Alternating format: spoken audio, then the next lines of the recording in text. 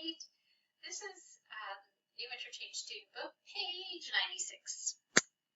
Now this is a lesson called Defining and Non-Defining Relative Clauses. Okay, what does that mean? Well, let's start by talking about a relative clause. Now, a relative clause is just another name for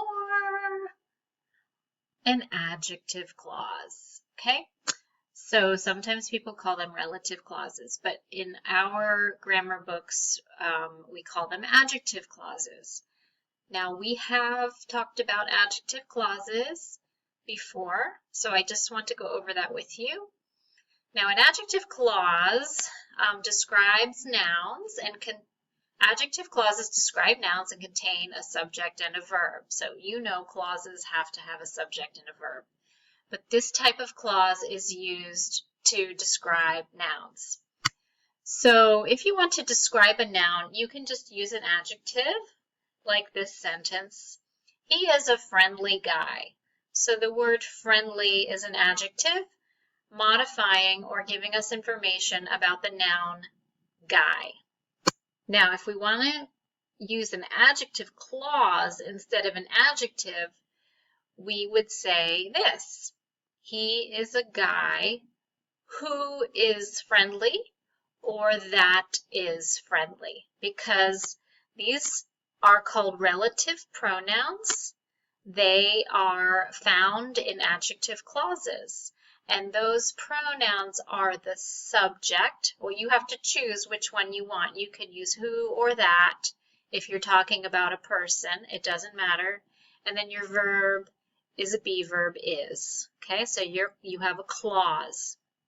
Another example would be this. Okay, he is a trustworthy person. Now, trustworthy is an adjective. It's describing the noun person.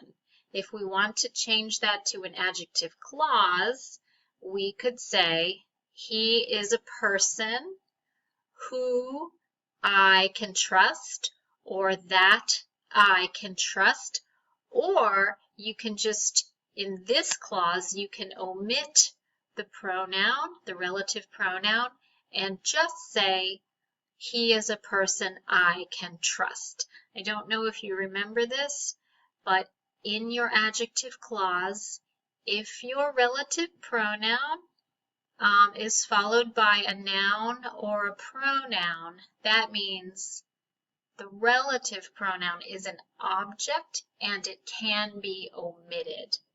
Okay, you cannot do that here because right after the relative pronoun is a verb. So you can never omit a subject in an adjective clause. Okay, so we had to review what an adjective clause is, and they're calling it a relative clause. Now let me go back to the book. Okay, so this says defining relative clauses are used to identify people. Okay, so what we're going to remember, a relative clause is an adjective clause. If you want to use an adjective clause to define or identify a person, it will look like this, okay? So what we're going to do is add an adjective clause. A dialect coach is a language specialist. She works with actors on their accents. So we're going to combine these two sentences. We are going to make the second sentence an adjective clause. Okay? A dialect coach is a language specialist who or that works with actors on their accents. So everything in bold is the adjective clause, and it is defining what a language specialist is. Adjective clauses always come right after nouns. All right, now, sometimes an adjective clause is not giving you direct defining information. It's giving you additional information that is not critical to the meaning of the sentence, and that's called non-defining. Okay, it gives you more information, additional information, but not the most important information. So this would be an example. A location scout finds places to shoot scenes. He travels all over the world. So we're going to combine them, and it will look like this. A location scout who finds places to shoot scenes travels all over the world. Okay, so the part that's in bold, who finds places to shoot scenes, is not defining what a location scout is. It's just giving you extra information about a location scout. And when you know this because you have commas, okay? So when you use a comma before an adjective clause, that is telling you it's non-defining. Now we have to use two commas. The first one is after the word scout. The second one is after the final word in the adjective clause. We know it's the final word, scenes, because right after the word scenes, we have the main verb. A location scout is the main subject. Travels is the main verb. Okay? So just be aware, I'm going to go back, that something you need to know. A location scout who travels, oops, what was it? Who finds places, to shoot scenes, travels all over the world. Oops, travels all over the world.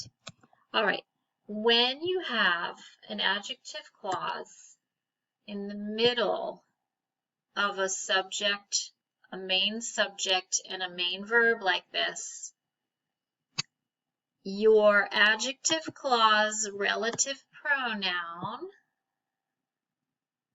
can never be the word that. It's just a special exception when you have an adjective clause after a comma. You can never use that. Okay? So if I try to change this to that finds places to shoot scenes, it would be wrong. So you can only use who here. Even if you're talking about a thing, you cannot use the word that. So for example, the new restaurant, which opened yesterday, serves meat and fish. Okay, so here is an adjective clause which is talking about the restaurant, and the relative pronoun is the word which. Now, I cannot use the word that because it's a non-defining relative clause, meaning it's additional information. It's after a comma, okay? So do not change it to that. So you will need to know that. It's important. Okay, do not use that in non-defining relative clauses. Okay, so I hope that helps you. Just remember, a relative clause and an adjective clause are the same thing. And I will work with you on this, and you will have a lot more practice with this in your grammar class. See you next time.